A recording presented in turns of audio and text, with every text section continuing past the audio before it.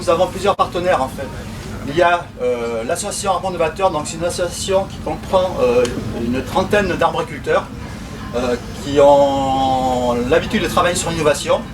On a bien sûr le centre expérimental des Frises Udine, donc nous sommes sur le site ici, hein, qui fait partie du projet de l'Open Lab. Et il y a la Chambre d'agriculture qui pilote, qui anime le site du Tarn-et-Garonne. Donc dans les projets Arbres Novateurs qu'il y a actuellement dans l'Occitanie numérique, en fait, il y a plusieurs choses. On a travaillé nous précédemment sur des programmes donc, sur tout ce qui était capteurs et pilotage de l'irrigation.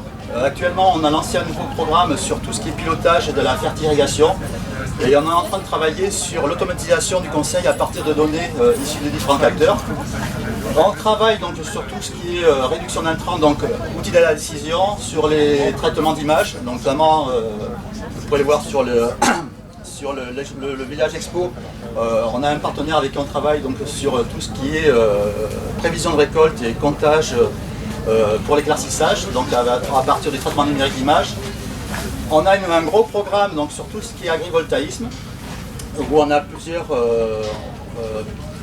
projets de démonstration donc, sur l'agrivoltaïsme qui sont en cours dans ce cadre-là.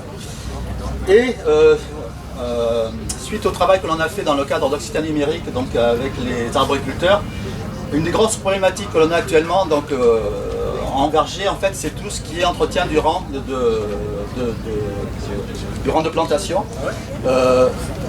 On a là, avec dans l'association Arbres Novateurs, à peu près 15% des vergers sont en bio, donc les producteurs sont tous équipés de solutions de désherbage mécanique, mais on a un gros problème effectivement d'avoir à la fois des tractoristes qui soient compétents pour piloter le tracteur et piloter l'outil de désherbage.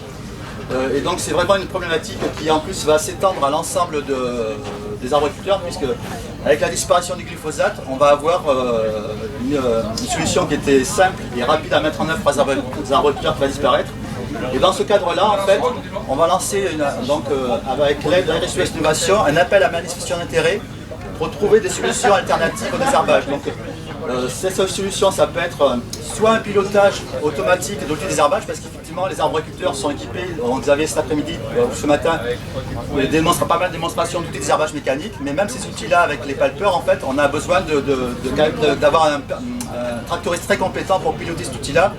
Et donc l'idée, en fait, c'était de voir si on ne peut pas trouver des solutions de pilotage de ces outils donc, de désherbage mécanique.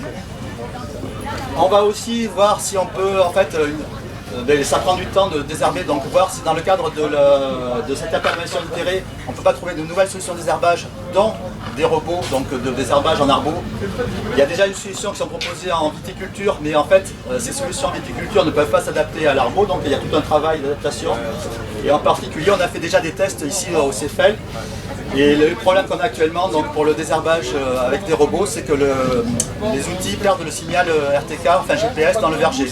Donc il y a toute une nouvelle technologie à mettre en place pour en fait sous les vergers ne pas perdre le signal et guider les robots dans le verger. Donc l'idée de l'AMI, c'est de voir s'il y a une société qui veut répondre. Et on a aussi d'autres solutions donc, de remplacer le désherbage par des couverts végétaux, mais c'est vrai que quand on met en place des couverts végétaux, on a de suite des gros problèmes de campagnols qui se développent sur les couverts végétaux, donc notamment des légumineuses.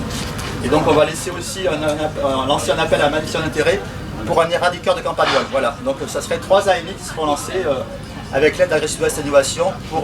L'idée c'est de lancer ces AMI donc, pour l'hiver 2022, d'avoir des solutions à proposer dès le mois de mars 2023.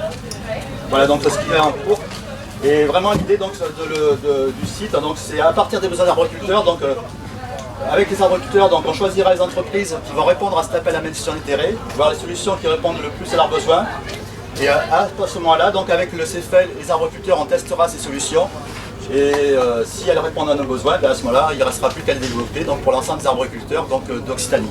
Et donc ça concerne ceci dit, cet appel à manifestation d'intérêt, en fait, ça concerne aussi bien les arboriculteurs du Tarn-et-Garonne que les arboriculteurs du Gard de l'Hérault. En fait, les problématiques sont les mêmes. Hein. C'est général. Oui. C'est général, donc c'est vraiment des problématiques où on espère trouver des solutions, parce qu'il y a des solutions qui existent, alternatives au glyphosate, mais en fait, elles ne répondent pas totalement aux besoins des arboriculteurs, donc on va améliorer donc, la réponse à ces besoins-là.